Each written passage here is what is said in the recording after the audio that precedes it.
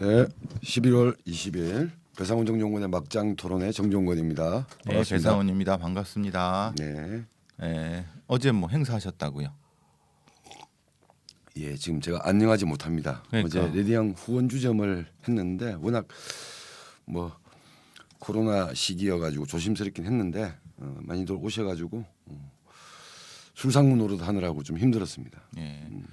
이 레디앙이라고 하는 색깔이 불분명한 왜 그래? 인터넷 언론을 편집장이시잖아요. 그래서 어제 후원 주점을 했어요. 강서구 모처에서. 근데 이제 뭐 여러분이 많이 싫어하시는 이호정 의원도 오시고 또 이제 뭐 여영국 의원 정의당 대표 아니 대표죠. 의원은 아니죠. 그리고 또 그럼 뭐 여러 담병호 위원장도 오셨죠. 그러니까 담병호 위원장도 인사드렸고 그랬는데 어쨌든 저도 잠깐 갔었는데 아유, 제가 접대를 제일 못해서 죄송합니다. 성황리에 끝냈는데 어제 10시까지 하느냐고 술상무 하느냐고 이 얼굴이 초췌해져 있어요. 아니 뭐 많이. 씻고 나왔어. 그래도 4시부터 하니까 좀 힘들더라고. 네, 그래서 그렇다는 얘기고요. 그러나 방송을 바꿔낼 수 없다는 그렇죠. 마음으로 굳은 신념으로 일찍 일어나서 몸단장을 하고 방송 준비를 하고 왔습니다. 하고 예. 김화연님, 김홍남님, 예. 앙앙이님, 직감님, 은홍님, 예. 입새노라님, 포청천님, 예. 뭐 쭉 예. 한다나님, 예. 뭐 수정님, 포청천님 감사합니다. 아까 제가 잠깐 말씀드렸던 거는 책도 나왔고 해서 여러분과 같이 예. 그 일종의 뭐죠? 그걸 뭐라고 해야 되나요? 그냥 이렇게 독자와의 만남. 독자의 만남 같은 걸 하려고 하는데 음. 요즘 뭐 코로나 시기고 그래서 어려운데 원래는 이게 전국을 돌면서 해야 되는 거 아니야? 그렇게까지는 안 되고 첨부 찍었는데 뭐 전국을 소나 돌기는. 또 찍어야지. 예. 근데 이제 예. 또 여러분 구입해 주신 분 고맙기도 하고 그래서 예. 지방까지는 가긴 그렇고 서울에 있는 좀 교통이 괜찮은 곳에 좀 하려면 서점 같은 데서 해야지. 서점인데 마침 또 우리 편집장님도 알고 저도 아는 어떤 분이 그 대학교 앞에서 고려대 앞에서 서점을 하세요. 그래서 그분의 도움을 받고 그러면 될까 하고 생각해서 이제 얘기 나온 건데 고대 앞에 있는 인문사회학 서점 지담이라고 있습니다. 예. 거기서 아직 뭐 그쪽 얘기한 건 아니고 예. 뭐 말씀을 한번 드려보면 크게 뭐 문제가 없으면 가능하지 않을까. 근데 이제 우리가 이제 그 사람하고 얘기하지 않고도 할 수 있는 사이기 때문에 이런 얘기를 하는 겁니다. 예. 근데 뭐 크게 신뢰되는 건 아니고 예. 사실 또 그 서점도 굉장히 의미가 있는 서점이기 때문에 예. 예. 공간도 있고 그래서 예. 여러분과 제가 이렇게 만나서 차 한잔 하면서 책에 대한 얘기도 하고 그동안 이제 못했던 여러 가지 질문도 하고 그럴 수 있는 시간을 마련했는데 시간이 어차피 지방에 계신 분도 있고 또 직장인도 계셔갖고 대충 뭐 토요일 한 오후 토요일 오후 혹은 일요일 오후에 서점도 대학 서점이니까 그때는 안 할 수도 있거든요. 예. 이게 좀 붐비지 않으니까 대학생들이 오지 않으니까 한 3시나 뭐 5쯤에 한 2시간 정도 생각하고 있습니다. 27일 할지 28일 할지 아니면 4일 할지 5일 할지는 서점에 그쪽 얘기해봐야 얘기를 되니까. 해봐야 되는 거고 예. 또 만약에 못할 수도 있습니다. 거기서 못하게 되면 다른 장소를 생각할. 우리 뭐 유튜브 뭐 커뮤니티나 이걸 통해서 일정 다시 한번 알려드리고요. 다음 주 예. 화요일 날 또 확정해서 알려드리면 되니까. 예. 예. 예. 이게 참 이렇게 유튜브 온라인으로 만나는 것도 반갑지만 또 실물로 보고 싶은 게 또 사람의 그게 본능 같더라고. 그렇죠. 예. 아무리 이게 온라인 시대 뭐 디지털 세상이라고 하더라도 직접 얼굴 보고 대화 나누고 이런 것에 대한 어떤 갈구 그런 게 있는 것 같다는 거죠. 어제도 이제 그런 의미였죠. 그렇죠. 그래서 이제 어렵더라도 오프라인으로 후원 주점을 하신 게 그런 거죠. 그렇죠. 예, 후원해 주신 분도 감사의 뜻도 있고. 예. 뭐 조심은 했지만 조심은 해야죠. 예. 조심은 하고 있지만 하여튼 뭐 예, 영남님 감사하고요. 예. 비트로스님 반갑습니다. 수제로버님, 수제로버님, 담병호 위원장님 많이 늙으셨죠. 이제 뭐 연세가 되셨으니까요. 뭐 지금 저희 70대 이제 초반에서 이제 중반으로 가고 계시는데 예. 70 초반이죠 지금. 빡공님, 73님 반갑습니다. 반짝반짝님, 예. 연하님, 자, 그래서 오늘도 사건 사고와 예. 시사 관련된 이야기를 해보죠. 먼저 사건 사고인데 먼저 제일 처음 우리 저기 누구시죠? 아까 보니까 그 층간소음 인천 층간소음 이야기 영남님 영남님 얘기하셨는데 여기도 오늘 주제에 들어갑니다. 예. 근데 먼저 물뽕 이야기부터 하시죠. 물뽕. 그러니까요. 저는 잘 몰랐는데 이 물뽕 관련해서 뭐 판결은 아니더라도 최초로 이 검찰에 의해서 기소된 예. 구속 기소된 사건이 이번에 생겼다면서요. 예. 근데 물뽕이 뭐예요? 그러니까 물뽕은 히로뽕, 그러니까 히로뽕이라고 하면 뽕을 아실 겁니다. 뽕을 히로뽕이라고 그렇죠. 하죠. 예. 필로폰. 필로폰이라고 하죠. 그거는 일본이 이게 이른바 전시 때 어떤 피로 회복제 대용으로 그러니까 우연히 발견하게 됐는데 그것을 네.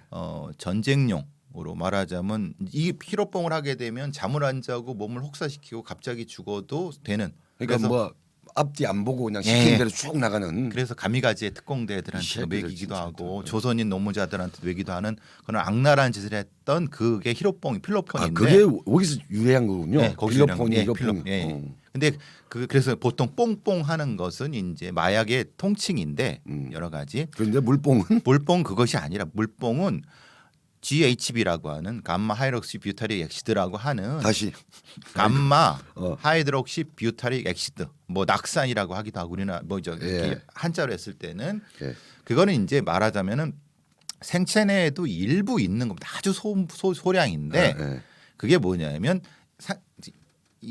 갑자기 여러분 그 불을 딱 끄면은 갑자기 캄캄해지죠. 예. 그런 겁니다. 그러니까 말하자면 그거를 이렇게 먹게 되거나 하면은 갑자기 의식이 뚝 떨어집니다. 그러니까 이제 정신을 잃게 만들어요. 그래서 그걸 강간약물이라고 합니다. 그 데이트 강간용으로. 데이트 강간용으로. 근데 희한하게 그게 20년 전에 이미 나와 있던 겁니다. 그리고 실제로 이제 미국이나 이런 데서는 이것이 아주 흔하게 쓰였습니다. 그래서 강간약물로. 그리고 여러분 아시는 것처럼 아저씨 영화 아저씨에 원빈이 나온 아저씨에 거기 그 여성들 이렇게 저기 커피에 술에 넣어 갖고 해서 강간하는 그 장면이 나옵니다. 그렇지 그 악당 그 형제 예, 형제 형제가. 예. 근데 그게 바로 버닝썬과 예. 똑같죠.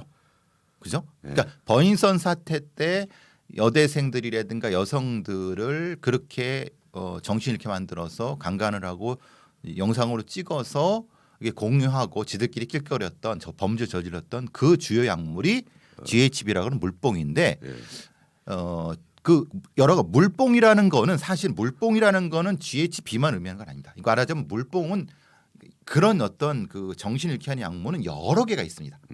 그 중에 하나가 GHB인 거예요. 그러니까 물뽕이라고 곧 GHB는 아닙니다. 그런데 이제 이게 참 우리나라의 마약 범죄 수사라든가 관리가 너무 허술하다는 게 20년 전에 이미 이 물뽕에 의한 피해가 나타났어요 한국에. 그래서 거기 김희 무슨 검사가 그것을 그 사건으로 이제 화했는데 문제는 20년 동안 지금까지 그거를 실제로 기소하거나 처벌하려고 했던 의지라든가 이런 게 없었어요. 그러니까 결국은 버닝썬 사태가 그렇게 터졌던 거였죠. 근데 이번에 처음으로 이게 됐던 이유는 보니까 물뽕이라는 게 이게 약간 이게 뭐죠? 이게 먹거나 투약을 했을 경우 몇 시간 있으면 다 사라져 버린다면서요? 몸에 원래 있는 거니까. 아. 그러니까 6시간 지나면 생체 내에 분해가 돼 버려요. 예. 그러니까 뭐 말하자면 우리가 히로뽕이나 뭐 이런 대마 같은 경우는 흡입하면 생체에 원래 없던 거니까 흔적이 남아 있죠. 그리고 소변으로 나오지만 흔적이 남아 있지만 GHB는 그렇지 않아요. 생체에 그대로 있는 물질 중에 하나 중에 일부니까 6시간 지나니까 사실 술 먹고 6시간 술 다 깨는 거랑 똑같은 거예요. 그러니까 검출이 안 됐는데 이 사건이 나고 나면 예. 이제 나 뭔가 이 성범죄를 당한 것 같은 피해자가 뭔가 뭐 고발을 한다거나 예. 이렇게 하더라도 그때 문제가 이미 없는 거야. 6시간이 지났을 테니까. 근데 이 건 같은 경우는 그 전에 무엇인가 이상을 느끼고 경찰서에 바로 갔고 가서 그래서 검사를 소변 해보니까 나온 검사를 거죠. 했고. 예. 나온 건데 그래서 그 피해자가 했는데 이 범인이 약사놈입니다. 예.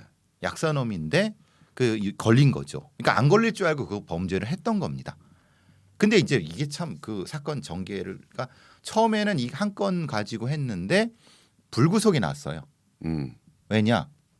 이 약사가 비싼 변호사를 써갖고 내 약국을 팔아서라도 합의를 하겠다라고 하니까 이 판사놈이 그걸 받아들였어요 불구속. 음. 근데 실제로 다음에 또 해다 보니까 이 약사놈이 실제로 이 GHB라고 하는 GHB 원료가 되는 감마 부티로락톤 네. GBL, GBL을 거의 1,000리터, 예. 1,000ml인데 이게 사실 사람으로 치면 2,000명분이라고 하대요. 그렇죠.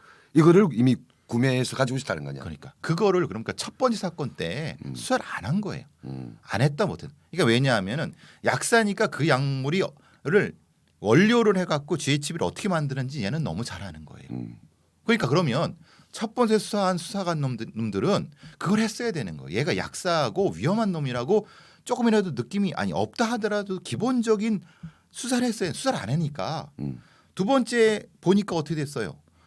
수천 명을 범죄를 할 수 있는 이 약물 원료 물질이 이미 구입해 놨던 거예요. 그 약물에 대한 우선 마약성 물질에 대한 관리 감독은 안 돼 있는 거고 그게 리스트에 안 들어가 있는 물질. 안 들어가 있죠. 그러니까 GHB는 분명히 문제가 있다는 걸 알고 있는데 GHB를 만들 수 있는 원료 물질은 금지 이게 안 된 거예요.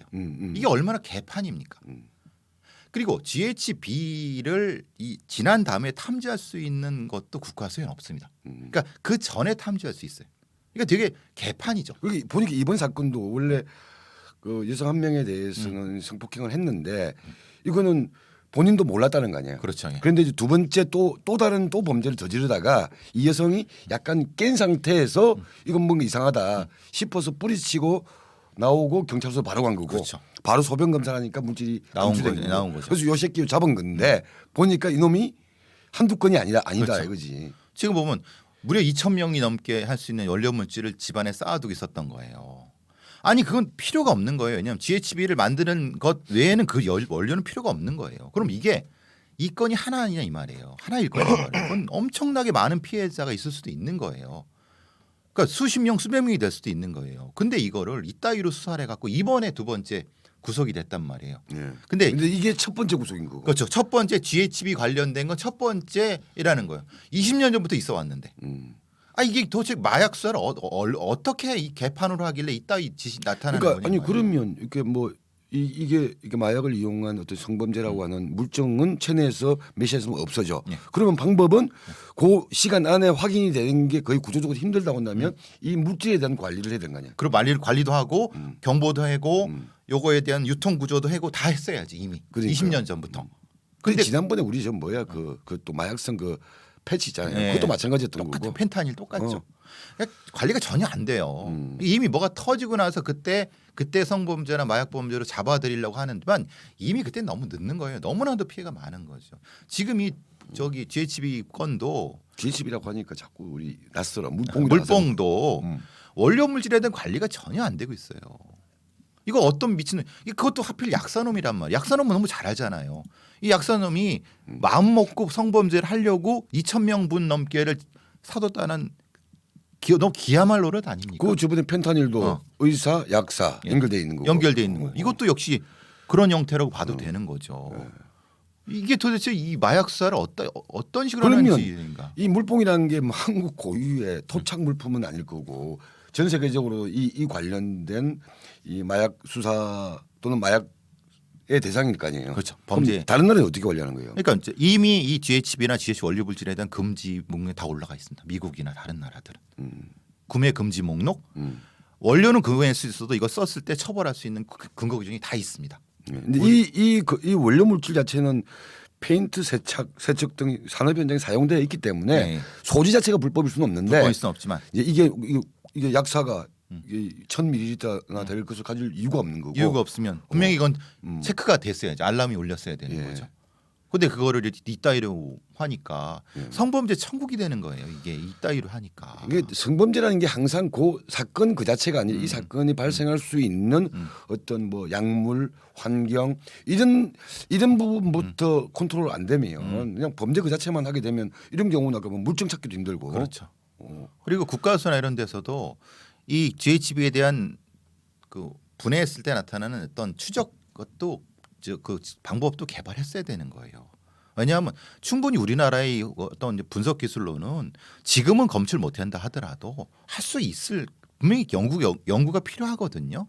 근데 그 부분도 지금 너무 미흡하고 그러니까 소수의 여성들이 피해를 받는다는 것 때문에 아무도 관심 갖지 않지만 그것이 확대되면 사회 전체가 성범죄 공포로 시달린다는 거예요. 그게 꼭 여자한테만 여성한테만 쓰인다는 보장이 어디 있어요. 남자한테 쓰일 수도 있는 거죠.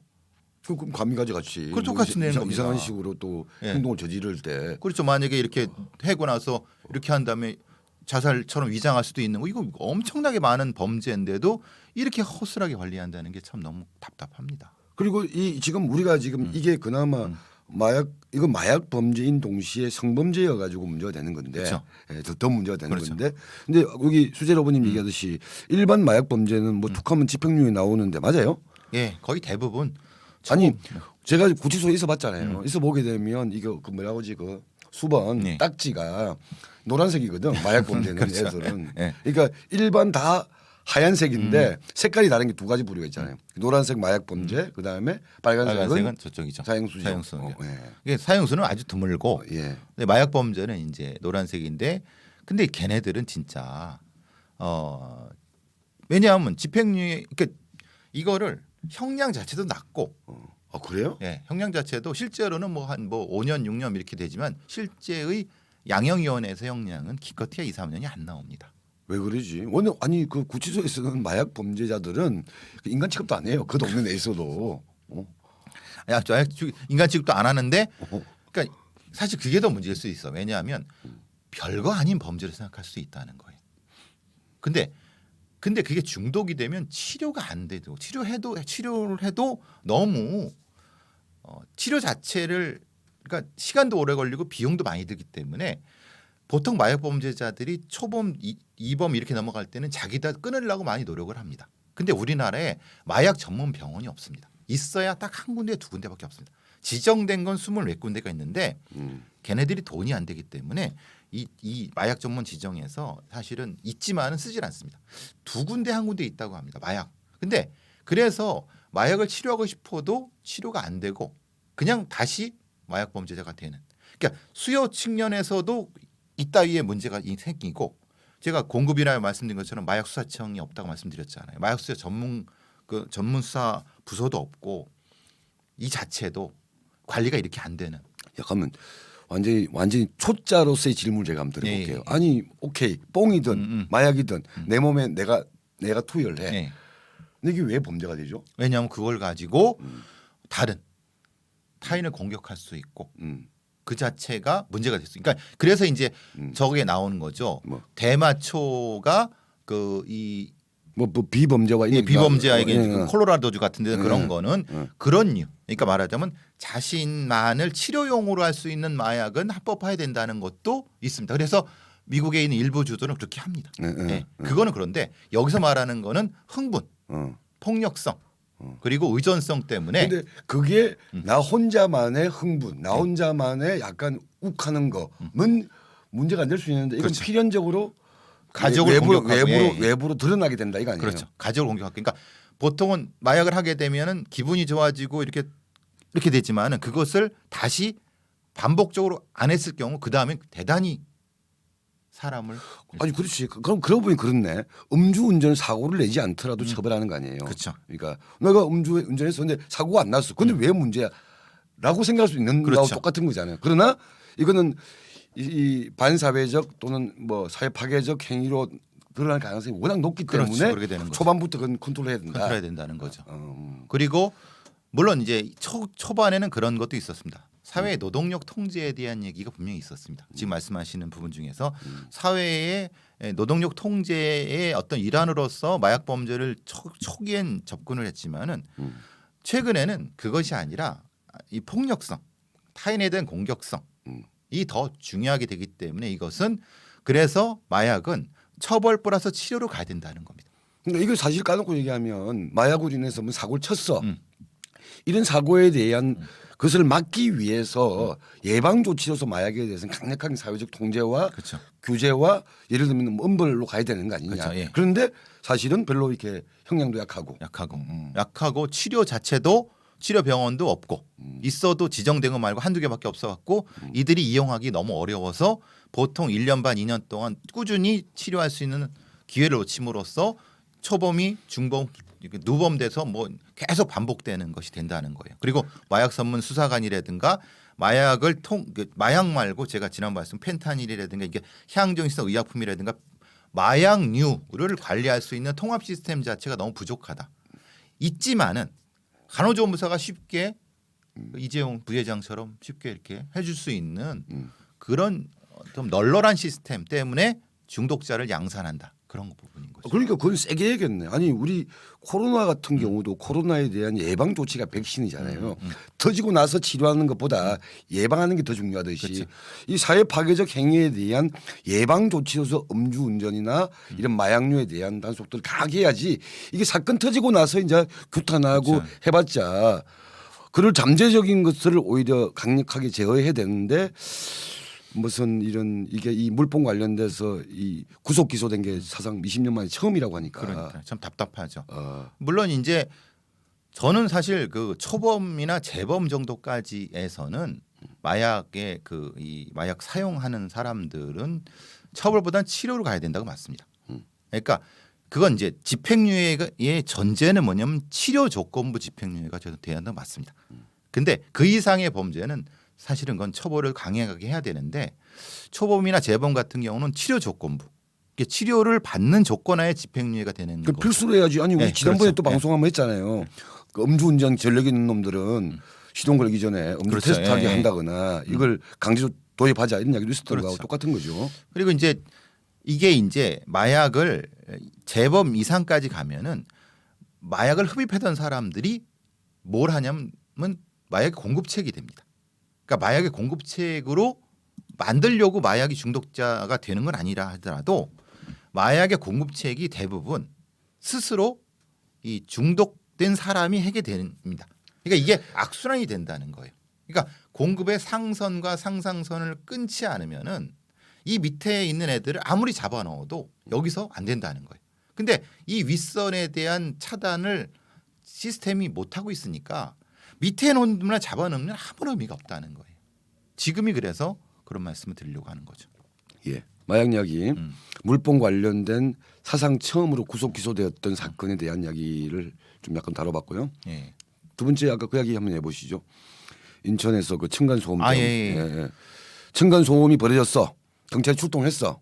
이제 사건 개요를 보니까. 근데 조금 여기서 전제는 뭐냐면 그 오늘 아침이나 어제 올린 그 가족 피해 가족이 따님 두 번째 따님이 올리신 거 보니까 이 사건을 층간소음 사건으로 부르지 말아달라는 요청이 있었습니다. 왜냐하면 이 위에 있는 4층의 남자가 층간소음 때문에 괴롭힌 게 아니라 다른 어떤 이유 때문에 상습적으로 뭔가 괴롭힘을 하는 사람일 수도 있겠다라는 생각을 좀 해볼 수 있을 것 같습니다. 그런데 시발은 층간소음이기 때문에 우리가 이렇게 부르는 건데 층간소음이 주가 아니라는 거예요.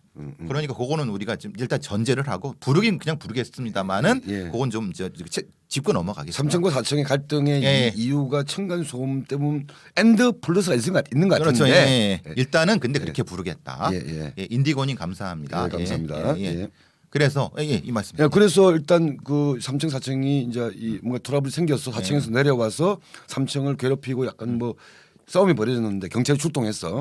경찰 출동하는 게 제일 먼저 조치가 피해자와 가해자 분리. 양쪽을 분리시키는 거기 때문에 3층 피해자의 그 가장을 데리고 내려왔는데 그 사이에서는 이제 그 남은 여경 같더라고요. 예, 여경은 이제 나머지 그 약간 불안해하는 그 3층 가족들을 다독거리고 있었는데 그때 그 4층에 있는 사람이 다시 올라가서 흉기를 가지고 내려와가지고 협박을 했는데 여경을 밀치고 뒤에서 밀치고 거기 있던 어머니를 찔러서 지금 뇌사 상태로 만들고 딸도 부상시키고 그걸 듣고 올라가려고 했던 1층에 있었잖아요. 아버지가. 그러니까 그 3층에 있는 여경은 내려가서 지원 요청을 하겠다라고 간 것 같고 그런데 이제 이게 뭐 들어가려고 하니까 뭐 비밀 그 현관 비밀번호 문이 걸려 있어서 제대로 대응을 못한 거고. 그래서 주민이 열어줘서 올라갔다. 그때 이미 다 상황이 끝냈다. 요건데 일단 팩트부터 확인하면은 출동한 사람은 남자 경이 여자 순경인 것 같습니다. 지금 나오는 거는 2명인 것 같고 초기 출동했을 때 4층 남자가 3층에 내려와서 뭔가 이렇게 문을 두드리고 뭐 이렇게 하면서 뭔가 이제 다툼이 일종의 벌어진 거죠. 다툼이 벌어지는데 그때는 흉기는 없었던 것 같아요. 예. 그때 출동해서 이 4층의 남자인 가해자를 구두로 올라가 계시라고 분리시키고 분리시켰는데 저는 거기서부터 잘못됐다고 봅니다. 왜냐하면 이 사람이 흥분이 이만큼 올라간 상태잖아요. 예. 물론 3층 사람도 흥분했지만 4층 사람도 흥분했던 거예요. 예, 예. 그러면은 지금 자리를 이동해서 공격적인 어떤 위치에 있는 사람이라고 하면 그 사람을 당신 올라가 계십시오라고 하면 그 사람이 올라가서 뭘 할까? 그러면 그냥 올라가서 가만히 있을까? 사실은 그것도 생각했어야 되는 거예요. 왜냐하면 이 새끼들이 나를 뭘로 보고 그래서 쫓아가서 이렇게 기회를 보고 이것도 사실은 생각했어요. 말하자면 제가 말씀드린 거는 가해자와 피해자 아니 뭐 양측이라고 하면 한 사람은 가해자 쪽에 가서 조사를 하든 그 사람의 흥분을 가라앉히든 했어야 되는 거고 나머지 한 사람은 3층에서 피해자 가족들을 이렇게 했어야 된다는 거. 근데 거기서 왜 1층으로 그 3층의 남성을 데리고 내려왔느냐? 물론 그럴 수는 있어요. 왜냐하면 3층에 있는 남자도 흥분해 갖고 있으니까 같이 근처에 있으면 예, 그러니까 충돌이 벌어질 수 있으니까 그럴 수 있다고 하면은 딱 전제로 하면은 3층에 문을 잠궈놨어야죠. 예를 들면 3층에 그걸 문을 닫고 안에서 뭔가를 했어야죠. 그러니까 근데 그걸 안 넣고 하니까 뭐가 4층에서 갑자기 내려와서 여경을 밀치고 뭘 해서 찌르고 이랬다는 거예요. 그러니까 보호 조치가 안 된 상태에 대한 무방비로 만들었던 부분에 대한 건 변명의 여지가 없습니다. 즉 말하자면 일단 기본적인 매뉴얼은 분리인데 분리라고 하는 것은 그 사람을 저쪽으로 그냥 가 계시오라고 하는 게 분리가 아닙니다. 안전을 확보하는 게 분리입니다. 안전을 확보했었느냐? 왜냐하면 그 쫓아내려왔기 때문에 공격성이 높은 사람이었고 그럼 그 사람이 얼마나 공격성이 있는 상태인지 모르고 공격성이 떨어지는지 모르는 상태에서 그냥 내둬버리면은 그 사람이 도끼를 가져올지 칼을 가져올지 뭐를 어떻게 알겠습니까? 그러니까 그 부분이 가장 첫 번째 잘못인 거예요. 그러니까 만약에 그게 안 됐다고 하면은 인원이 모자란다고 하면은 먼저 이 4층과 3층에 한 사람씩 해서 달래든 뭐 하든 했어야 된다는 거예요. 근데 그게 아니라 이게 1번. 예, 4층 남자를 그냥 아무런 어떤 흥분 자제 조치 못하고 그냥 있으니까 이 사람이 갑자기 제가 이 사람을 옹호하려는 것이 아니라 이 사람이 할 수 있는 방법이 여러 가지가 있을 수 있겠죠. 그러니까 이 확 돌아갔고 한 거잖아요. 분명히 그건 처벌 받아야 되고 뭐 살인 미수죄로 처벌 받을 겁니다. 그러면은 3층에 있는 여경은 만약에 문제가 있을 수 있을 것 같으면 문을 닫아놓거나 안에 들어가서 그렇죠. 문을 닫고 예. 피해자 그 가족들을 다독거리거나 그렇죠. 진정시키는 그런 게 했어야 돼 맞는 거죠. 근데 아무런 넉넉고 이제 뭐 이제 달랜답시고 이렇게 하다가 갑자기 뒤에서 공격했다. 얘는 4층에는 다툼도 있었는데다가 보니까 3층에서 신고해서 경찰까지 왔으니까 그러니까 자기가 가해자잖아요. 도일 받은 거지. 그렇죠. 자기가 볼 때는 얘는 그 상황을 왜 판단 못했냐 이 말이에요. 그러니까 모자르다 제가 계속 그 출동했던 이건 거기에 있는 지금 이제 감찰을 받고 있는 거죠. 그렇죠. 예, 예. 조장인 경위가 이건 무능한 겁니다. 그리고 지가 왜 내려와요 1층에 자기가 4층에 올라가야죠. 그 사람 공격자를 제지하고 일단 자제시키는 것이 먼저죠. 올라가 계세요라고 했잖아요. 그러니까 그렇게밖에 안 해요. 그럼 바보짓이죠.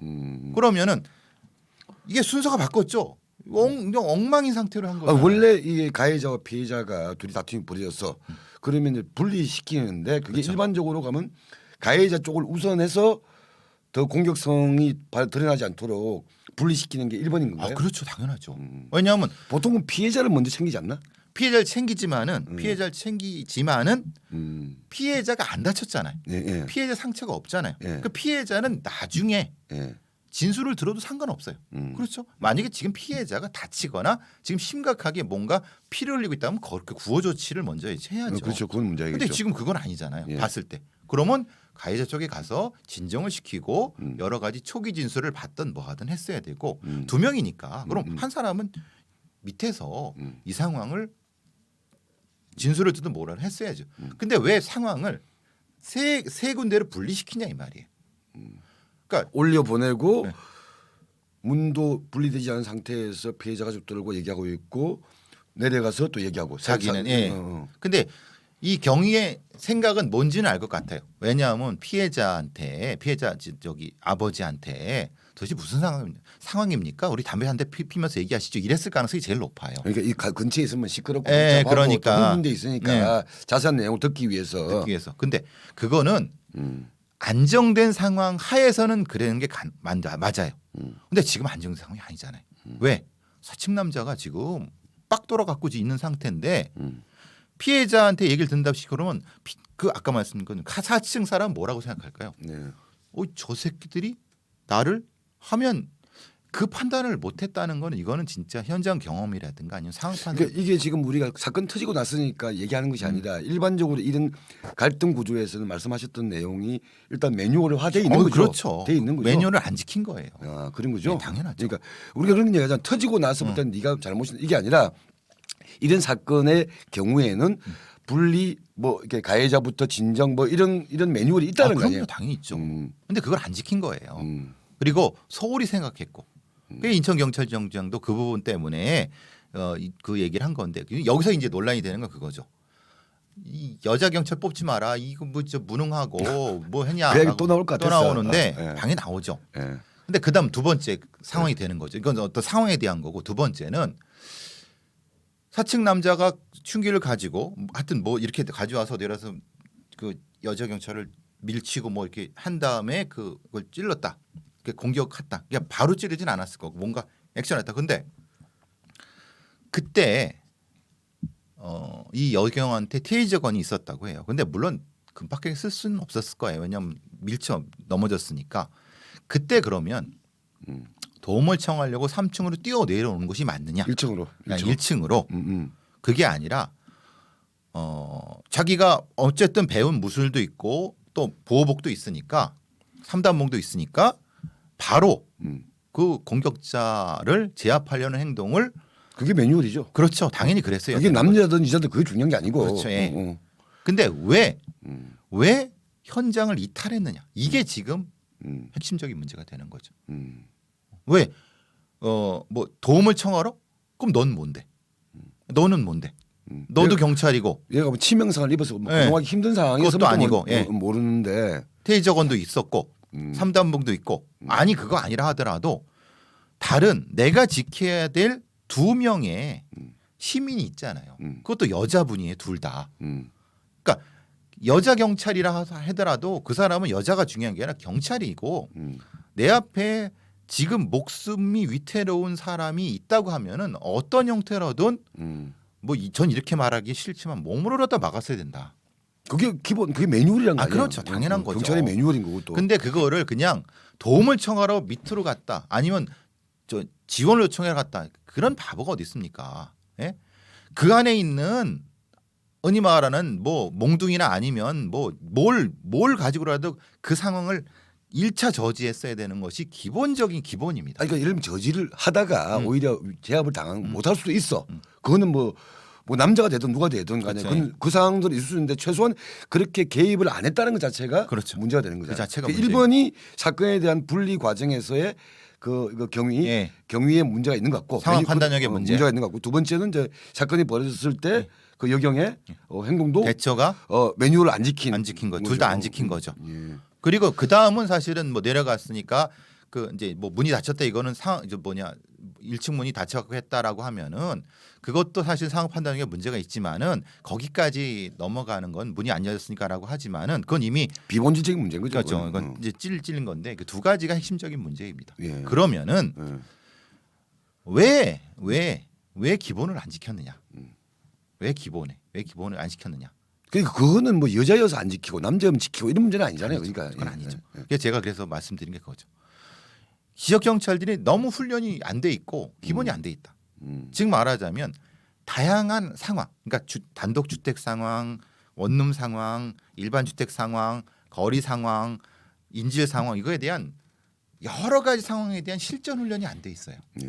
그러니까 이게 갑자기 터지면 우물쭈물하고 뭘 어떻게 뭐 어쩔 줄 모르다가 이런 시기에 해서 끝된 생명이 그렇게 되는 거죠. 그러니까 그 자리에 쓰려고 하면은 훈련을 충분히 하거나 아니면은 못하겠다고 하고 다른 그 보직으로 가거나. 근데 그럴 수 이 상황에 대한 너무 안일한 거예요.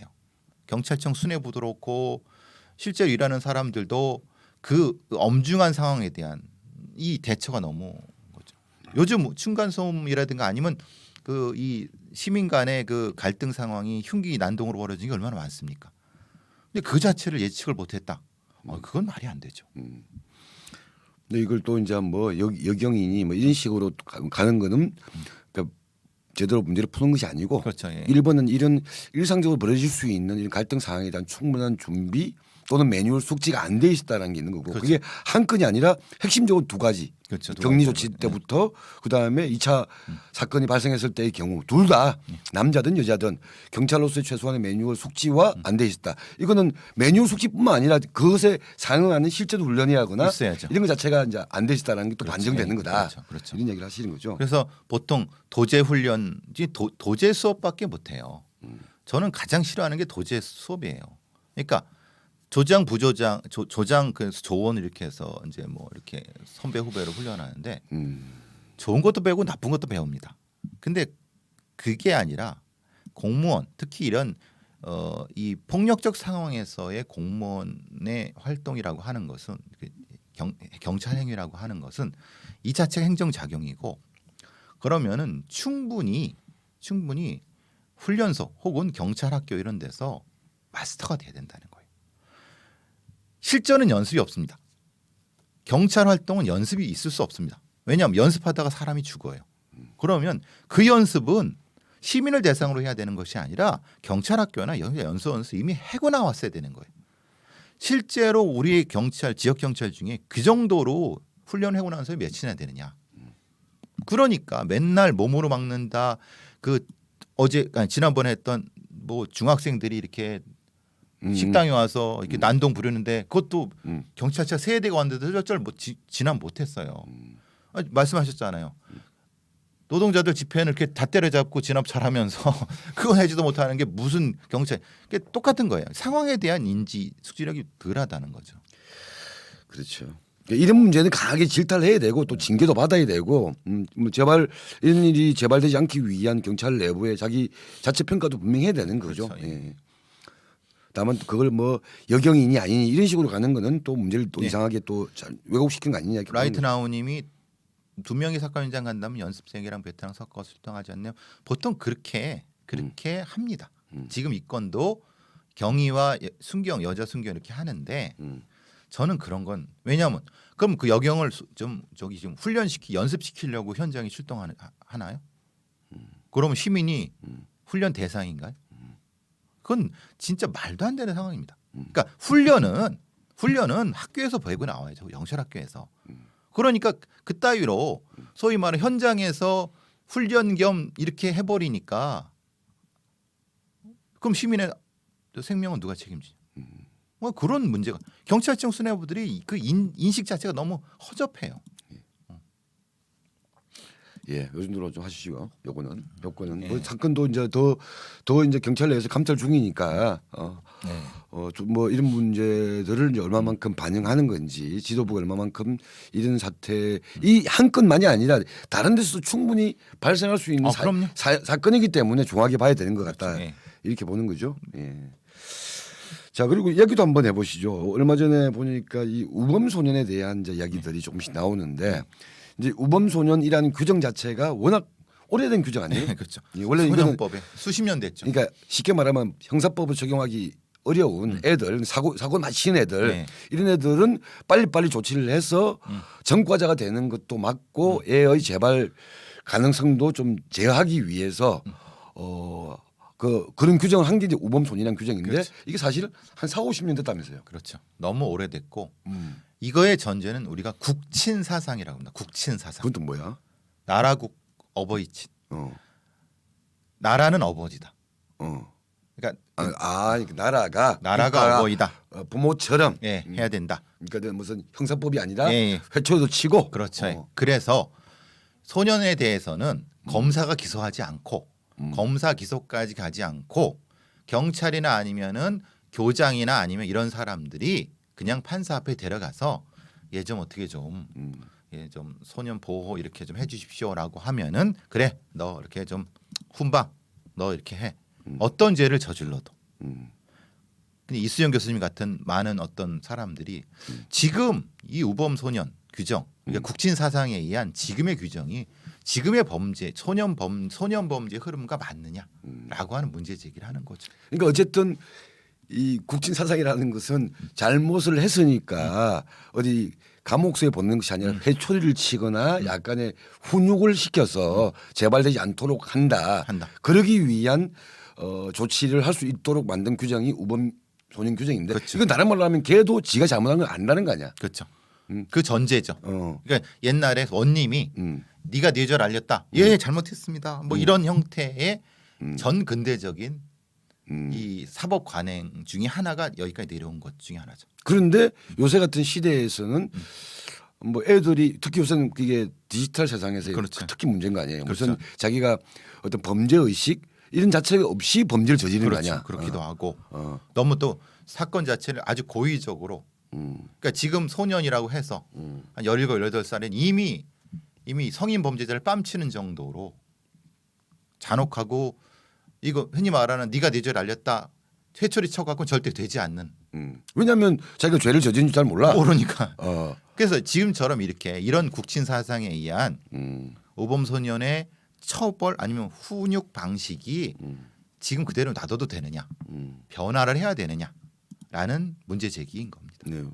그건 뭐 필요하다고 보시는 거죠. 어느 정도까지는 네. 왜냐하면 이미 국친 사상에 의한 소년 범죄 훈육 이거는 이미 지나갔고 근데 새로운 어떤 거에 대한 규정을 못 만들고 있는 거예요.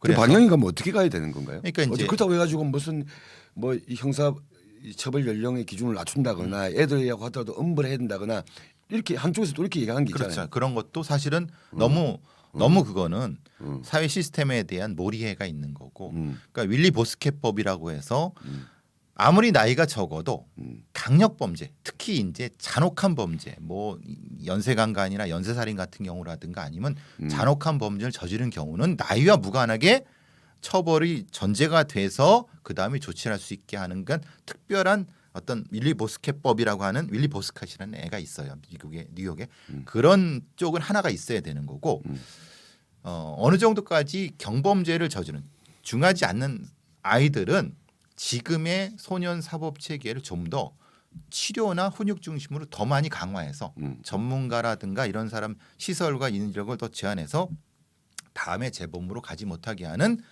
어떤 쪽이 필요한 이 두 가지 정도는 합의가 되는 것 같아요. 근데 앞에 그 있어요 지금 한국에? 없어요. 예, 앞에 그 어쨌든 네. 강력한 잔혹 범죄에 대해서는 나이와 무관하게 엄벌한다. 그런 거 없어요. 그런 거 없어요. 그걸 쪽 가야 되는. 그 다음에 또 두 번째 말한 것도 있어야 되는데 두 번째 말하는 것도 법무부나 이런 애들이 뭐 지네들 하기 싫으니까 그런지 몰라도 없고 지금은 어정쩡하게 중간 정도. 그러니까 그래서 말하는 것이 뭐지 이거죠. 나이를 줄여야 돼, 말해야 돼 이런 허접한 논리 싸움밖에 안 되는 거예요. 지금은 그게 핵심이 아니죠. 아니 보면 이놈의 그 우리 배 선생하고 얘기를 하다 보면 뭐 치안 정책이나 마약이나 한국의 시스템이 너무 다 문제가 있는 것 같아. 근데 너무 다 문제 있는데 사람들이 그걸 모르는 거예요. 왜냐하면 너무 국가가 홍보를 너무 잘해요. 굉장히 치안이 안정돼 있다고 홍보를 너무 잘하기 때문에 많은 분들이 거기에 취해 있어요. 실제의 현실에 대해서는 사람들이 알려고 하지도 않고 그리고 아시다시피 TV나 라디오 이런 여러 프로그램에 대해서 이런 데를 집중적으로 조명하지도 않아요. 그러니까 뭔가 터지면 그때 되게 문제가 있는 것처럼 보이다가 그것만 싹 지나가면 대단히 안정된 것처럼 이렇게 그게 이제 문제라는 거죠. 하여튼 이런 그 뭐 소년 범죄의 시스템 자체가 특히 그러니까 뭐 우범 소년 같은 규정 자체가 이미 40, 50년 전의 규정이기 때문에 이것 자체도 이미 시간이 지났기 때문에 그렇죠. 손을 봐야 되는데 손을 보는 방향이 말씀하셨던 두 가지 흉악 범죄에 대해서 나이 불문 엄벌 그리고 다른 어떤 이 시대에 맞게 소년 범죄가 재발이 안 되도록 강하게 어떤 이 뭐 규율, 훈육 또는 할 수 있는 시스템을 정비해야 된다. 치료도 특히, 하고 예, 예. 예, 복지적 서비스도 들어가야 되고 예. 예. 특히 이제 디지털 환경화에서는 그렇죠. 예, 그래서 이제 우리가 유튜브라든가 아니면 여러 가지 사이버 공간에서의 이 동영상, 잔혹한 동영상에 대한 청소년에 대한 뭐 규제라든가 아니면 이런 것도 우리가 심각히 고민을 해야 되는 거고 그 전혀 지금 안 되고 있잖아요. 뭐 똑같은 걸 11살, 12살에서 똑같이 봐요. 그러니까 그런 부분도 체계적으로 접근이 안 되고 있어요. 그래서 체계적으로 접근이 안 돼 있으니까 체계적으로 좀 접근하라고 우리 저 배상훈 선생이 책도 내고 그러신 거 아니야? 지금? 그렇죠. 예. 아주 감사합니다. 우리 아까 책 사주셔서 감사합니다. 왜 쓸데없이 책 얘기? 그래가지고 우리 그거 한번 합시다. 저 이 책 있잖아요. 그냥 우리 돈으로 경찰청장한테 하나 보내주죠 뭐. 경찰청장하고 몇 명 있잖아. 그런 걸 신경을 써야 될 애들 우리 합시다. 우리 편파 TV에서 내가 할게. 네. 어때요? 좋죠. 알았어. 제가 보낼게요. 그건 제 돈으로 사서 제가 보내겠습니다. 왜 또 돈을 쓸라 그래? 아니, 그런 식으로 너무 웃을 수만은 없는 이야기인 것 같아요. 예. 자 오늘 사건 사고는 요 정도로 할까요? 원래는 하나 더 그 휴대폰에서의 별건 그건 나중에 하시죠. 나중에 해도 갖고 심적인 하니까. 그것도 시사 문제는 잠깐 짚어도 넘어가야 될 것 같아가지고요. 네. 오늘은 뭐로 할까요? 오늘 보니까 뭐 최근에 보니까 우리 그 각 후보들의 지금 유력 후보 어차피 고정된 후보들 아니에요? 이재명, 윤 씨. 윤석열, 이 씨. 또 그렇게까지. 아니 성이 윤 씨, 이 씨 맞잖아요. 그러니까 뭐 지금 이재명 후보 쪽은 보니까 지지율 정체 상태에서 많이 답답해하는 것 같고 이것에 대해서 뭐 이런저런 진단과 처방이 나오고 있는 것 같은데 이재명 후보 같은 경우도 원래 말을 확 지르다가 요새 많이 주워 담더라고요. 참모들이 많이 좀 다독이. 근데 그게 플러스냐? 지금 대장동 관련돼서 지금 처음에는 뭔 특검이냐? 특검은 국힘의 정략적인 뭐 공격이다. 지금 검찰 경찰 수사를 지켜봐야 된다. 이렇게 나오다가 한 2주 전부터는 일정한 조건이 되면 특검 수용할 수 있다. 조건부 수용을 얘기하다가 최근에는 또 무조건 수용하겠다. 이렇게 왜 말이 바뀌는 건지 모르겠네. 지지율이 정치되니까 그렇겠죠. 뭐 그런 것도 있고 그다음에 또 뭐 재난지원금 같은 경우도 뭐 철회했죠. 강력하게 해야 된다라고 얘기하고 심지어는 기재부하고 맞짱까지 뜨고 이렇게 이제 철회했어. 이것도 왜 그런 건가? 그러니까 이제 여론 추이를 많이 눈치를 보는 것 같아요. 이제 우리 이 씨가. 근데 이 씨가 이러니까 좀 약간 이 후보가 윤 후보에 비해서 뭐 많으면 10% 차이도 나고 그러는 것 같은데 뭐 정확히는 모르겠지만 그렇게 뭐 좋은 조건은 아닌 것 같아요. 이 후보가. 그래서 저 상황을 좀 돌파하려고 하는 것이 아닌가. 그래서 이게 돌파가 되나? 아니 거꾸로 뭔가 입장이 왔다 갔다 하는 것으로 비춰지는 거라 그럴 수 있죠. 오히려 더 그런 거 아닌가 싶어요. 그래서 이제 뭐 중도층을 안으려고 한다 이런 얘기도 가고 그래서 열린민주당 합당도 조금 서두르는 것 같고 뭐 여러 가지 입장에서 어쨌든 지금의 지지율이 고착되는 거를 방지하기 위해서 여러 액션을 취하려는 중에 하나 같아요. 근데 그게 아까 말씀드렸지만 특검 반대에서 조건부 특검에서 이제 무조건 특검 수용으로 재난지원금에 대해서는 만천하에 대해서 이 조치를 취해야지만 뭐 나만이 할 수 있다 이렇게 강하게 얘기하다가 지금 또 철회해버리고 이런 게 플러스가 될까? 그러니까 조금 뭐라고 봐야 될 것 같은데요. 기존의 이재명의 사이다하고는 김 빠진 사이다. 예. 뭐 이렇게 돼버리는 것 같기도 저는 하고. 콜라만 먹지 사이다는 안 먹습니다. 하여튼. 그래서 홍영을 좋아하는 거죠. 윤석열 후보 측, 윤 후보 측은 또 보니까 요새는 그쪽에 후보가 김종인 같아. 그 상황인 것 같아 진짜. 김종인의 거취를 둘러싼 게 윤 후보 측 윤 캠프에 지금 뭐 알파이자 오메가 같다는 느낌이 들어가지고. 또 신삼김 시대라면요. 그렇다. 나 김한길, 김병준, 김종인. 그러니까 김종인. 네. 그래서 아니 김한길은 누군가 했더니 최명길 남편이에요? 예. 제가 왜 나와 이 제가 시간에? 2004년도에 여기 우리가 지금 소지하고 있는 구로을에서 민주노동당 후보로 제가 출마한 적이 있습니다. 그렇군요. 거의 20년 전에 떨어졌습니다. 그때 1%도 안 나왔습니다. 한 6% 나왔어요. 6% 나왔습니다. 그때 6%. 그때 민주당 열린민주당인가 민주당 후보가 그 김한길 김한길 소설가 나의 경쟁 상대요. 소설가죠. 그렇죠. 최명길 남편 이렇게 보면 됐고 그때 우리가 얘기했어요. 아니 저기는 뭐 선거운동이 뭐냐 최명길 씨가 한번 쓱 지나가면 되는 거다. 뭐 이런 말을 했어요. 최명길 최명길의 기치 들고 한 길로 가자. 아, 뭐 이런 거. 야, 하여튼 너무 많이 써먹는다. 마누라를 그렇게 써먹는 건 아니다. 됐고 하여튼 근데 지금 하여튼 윤 캠프는 뭐 정책적 행보에서는 오히려 과거와 같은 이렇게 뭐 저 실현 망언 이런 행보들 많이 줄어든 것 같은데 아니 말을 안 하니까 윤 씨가 아니 윤 후보가 그런데 저기 그 하여튼 김종인, 김병준, 김한길 뭐 등등을 둘러싼 선대위 구성을 둘러싼 갈등들이 부각되는데 너무 늦어지는 거 아니에요? 선대위 지금 구성됐어야 되는 거 아니에요? 그렇죠. 원래는 뭐 이번 주 안으로 낸다고 했는데 아직 정리가 안 된 것 같고. 그러니까 구도는 뭐예요? 그러니까 김종인이 김병준과 김한길을 쳐내려고 하는 거예요? 그렇죠. 한편이, 그죠? 뭐 예를 들면 김한길 씨를 뭐 선대위원으로 해서 이 사람이 또 민주당 출신이잖아요. 그렇죠. 예. 민주당 출신이기 때문에 무슨 지역 동서 이런 뭐 국민 통합 이런 이미지를 부각시키자고 하는 건데 김종인은 아니 그 김한길이라는 사람이 그 얘기한다고 국민 통합 되냐 그렇죠. 이렇게 가는 거고 그건 다른 후보의 행보와 정책을 통해서 해야 되는 거지 김한길 김병준이라고 하는 과거의 반대편 진영의 사람들을 앞에 뭐 감투를 씌운다고 되냐 이 말도 또 틀린 말은 아니지. 예. 근데 개인적으로 뭐 사실 김종인이 김한길과 김병준을 되게 싫어한다면요. 개인적으로 싫어한대요. 예. 몰라 실제로는 모르겠지만은 뭐 어쨌든 김병준이라는 사람도 김종인을 별로 좋아하지 않는 것 같고. 네. 그러니까 서로 이렇게 은원이 있는 것 같기도 하고. 그리고 이제 김종인 씨가 제일 나이가 많으시잖아요. 그렇죠. 예. 그리고 이분이 또 약간 이게 곤조가 계시는 분이야. 그렇죠. 그냥 왔다 갔다 하는 스케일이 아니야. 그냥 지가 필 꽂힌 대로 그냥 가는 사람이기 때문에 뭐 김한길, 김병준 찍힌 거겠지. 뭐 일명 카리스마 있다는 얘기도 있게 그게 그건가요? 네. 근데 그러면은 근데 윤 씨야 윤 후보가 셋을 다 포괄하기는 어렵잖아요. 그럼 아니 서로 싫어하는데 거기에서 이제 윤의 판단이 있겠죠. 윤의 판단이 있는 건데. 이거 내가 후보인데 그러겠죠. 네가 결정하면 되는 거 아니에요? 예. 나 김종인 아니야. 나 김병준과 김한길로 갈 거야. 근데 사실 그러기에는 좀 김종인이라는 사람이 네, 비중이 크죠. 그렇죠. 크죠. 꼭 이게 생각하면 윤한테도 비중이 크고 윤 후보 측의 선거 운동에서 김종인이라는 존재가 있다는 것만으로도 상당히 가지고 있는 플러스가 있는데 그렇죠. 그 자체. 이걸 날리긴 힘들죠. 그럼 반대는 또 아니잖아요. 반대는 또 김종인을 안고 김병준과 김한길을 날릴 수는 없잖아요. 그렇죠. 그러면 진짜 무슨 후보가 김종인이지 무슨 그렇게 윤석열인가? 되는 거예요. 완전히. 그런 말도 나오기 때문에 그 중간 지점을 어떤 거 잡으려고 하겠죠. 하여튼 거기다가 지금 뭐야 그 윤 후보의 이제 부인인 그 김건희 씨 관련된 뭐 도이치모터스 주가 조작 뭐 이런 사건이 이제 본격적인 수사에 들어갔기 때문에 그렇죠. 이것도 변수가 되겠죠. 아니 근데 이거는 뭐 양당의 거대 양당의 후보들이 모든 뭐 이 사법적 문제에 다 얽히고 설켜 있으니까.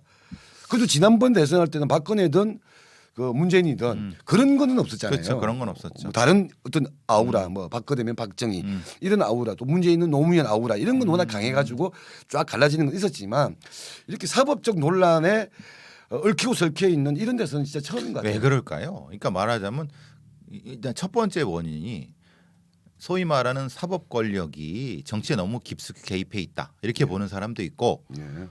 정치인들이 그지 같아 갖고 지들이 정치적 아젠다를 못 하니까 사법적인 걸로 일종의 차도살인을 하려고 하는 거다. 이런 얘기도 있고 뭐가 원인이에요? 두 개 다 맞는 거죠. 두 개 다 맞고 예. 다 후보들도 변변치 않아서 제가 볼 때는 두 번째가 더 크다고 두 번째. 보죠. 그래서 보통 대선 후보로 공식화되는 순간 관련된 여러 사법적 의혹에 대해서는 선거 끝날 때까지 약간 대부분 그렇죠. 예. 유예하거나 그렇죠. 또는 임기 동안에 보통 그래서 탄핵 소추가 안 당하잖아요. 그렇죠. 그 대통령은 임기 동안에 재임기 기간 중에는 그런데 이게 룰이 무너졌잖아요. 그렇죠. 룰이 무너지면서 이제 당연히 무너지니까 뭐 걸리는 게 없겠어요. 모든 거 다 뒤져서 건수로 잡아내는 거고 이거를 어쨌든 정치권의 그 화력을 통해서 이슈를 키우는 거니까. 이게 정치의 사법화는 이건 절대적으로 아마 인류사를 통해서도 정치와 사법화는 이거는 바람직하지 않습니다. 그 정치 사법화를 만든 게 또 정치야. 그러니까요. 그러니까 정치인들이 그지 같아 갖고 들떨어지는 애들이 많아서. 그러니까 정치의 사법화가 되면 필연적으로 검찰의 힘은 세질 수밖에 없죠. 그렇죠. 그러니까 검찰의 힘이 세진다는 거는 구기득권 혹은 그러니까 평가를 그러니까 국민의 정통성의 평가를 받지 않는 자들의 어떤 집단이 권력을 발휘할 수 있는 걸 터주는 거죠. 그런 부분이 되는 거죠. 아니 그러니까 검찰개혁은 검찰이 가지는 권한 자체를 키우지 않아야 돼 먼저. 그렇죠. 그렇게 되는 그리고 나서 이제 거기서부터 어떻게 그 권한이 제대로 민주주의고 공정하고 투명하게 실시되는가를 감시하고 시스템을 짜는 게 검찰개혁이잖아요. 그렇죠. 근데 정치사법화라는 말은 검찰의 파워를 키워주는 건데 그렇죠. 그래놓고 검찰개혁을 얘기하니까 언밸런스가 되는 거죠. 제가 늘 하는 말이 그거였어요. 주인들이 상석에서 밥상에 밥을 먹고 있는데 어떤 한 사람이 자기 힘이 좀 비세니까 자기가 기르는 개를 이 자리에 올려갖고 이렇게 같이 끼워두는 거예요. 그러니까 그러면은 저기 있는 사람도 너만 개 있어? 우리 개. 그러니까 밥을 개랑 같이 처먹고 있는 거죠. 그러다 보니까 개들이 야, 밥그릇을 쳐버리니까 이 주인들이 이제 밀려나 갖고 이렇게 되는 거죠. 그러니까 개들끼리 밥 처먹고 있는 꼴이 되는 거 상석에서. 그러니까 주인들은 하석에 가는 거. 나보다 더 심하잖아. 아니 그러니까 비유지 비유. 그러니까 예. 개새끼들은 예. 그 문 밖에서 사람 지키는 쪽으로 가는 거고 사람이 정치를 해야 된다. 사람이 정치를 안 하고 개새끼들이 정치하면은 개판이다. 예. 저의 말입니다. 네, 저는 뭐 이 정도까지는 안 갑니다. 이게 비유지 비유. 비유 같은 소리 하고 있어요 지금. 비유지. 본심이구만. 본심. 그러니까 정치의 사법화는 그만큼 위험하다. 개새끼들이 정치하게 된다. 이게 이 문제라는 거예요. 그래서 지금 근데 이게 이윤 양쪽에서 공이 지금 공을 들이고 있는 게 2030이잖아요. 특히 2030에 그렇죠. 이제 이대남들을 대상으로 해가지고 이러저러한 죄수처럼 뭐 서로 역공작도 하고 하는 것 같고. 그런데 이 과정에서 사라져버린 2030 여성층 이 사람들은 유권자가 아닌 것 같아. 가만히 보면.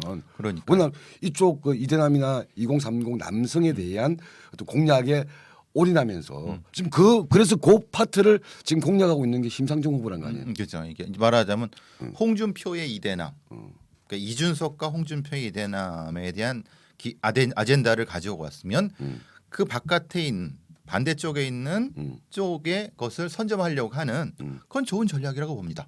그리고 심상정의 독특한 아이덴티티를 어쨌든 내세워야 돼요.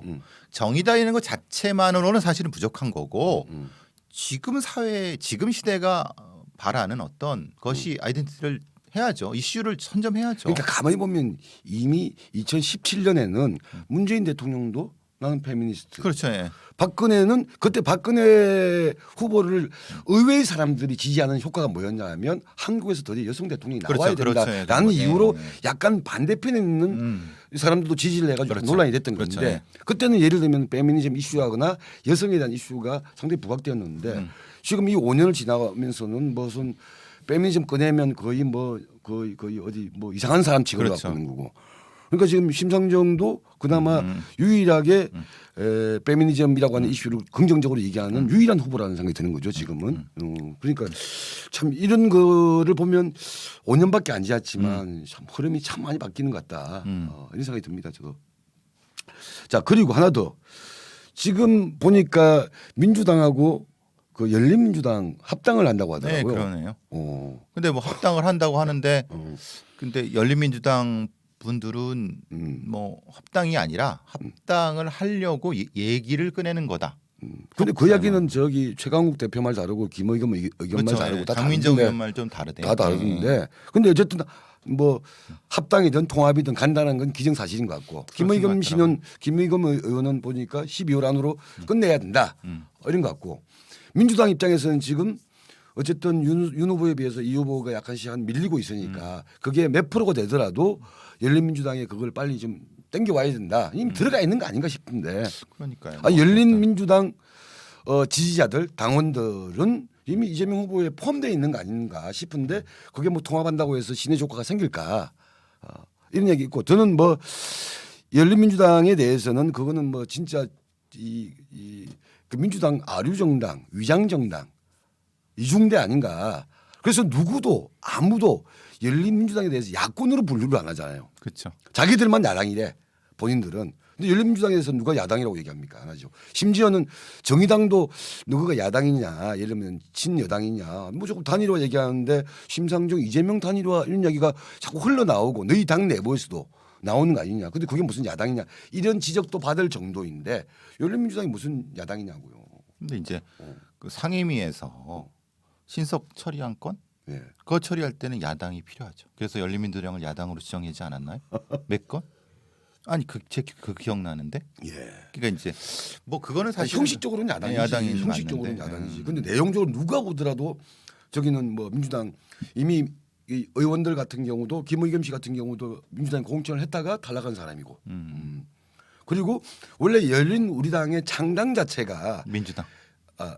열린민주당의 창당 자체가 지난 총선에서 거기는 지역구가 없었잖아요. 그죠? 안 냈죠. 그러니까 비례용 정당이야. 그리고 그렇죠. 스스로 뭐 비례만 한 정당이었는데 민주당이 그게 이제 이 정당형 연동형 비례대표자가 되면서 비례용 정당을 만들지 말고 열린민주당 우리를 그렇게 활용해라라고 정봉주 씨나 이런 사람들이 얘기했는데 더불어시민당을 만들었잖아요. 민주당 아니 됐고 이건 아니고 다른 거 만들 거야 이렇게 만들어져서 약간 팽을 당한 처지였던 거잖아요. 그러니까 그래서 그들의 감정적인 게 있다고 하더라고요. 더불어시민당 쪽을 낙점하니까 열린민주당 쪽에서 뭐 하여튼 그건 모르겠지만 네. 그래서 감정적인 측면이 있어서 네. 열린민주당의 뭐 많은 지지자분들이 그런 이제 이 조금 그런 감정적인 것이 있지 않느냐. 근데 그건 본질적인 것이 아닐 것 같기도 모르겠어요. 그건. 근데 네. 어쨌든 하는 말씀들은 열린민주당의 지지자분들을 어떤 형태로든 다독고 여야 된다. 그때의 감정이 분명히 있으니까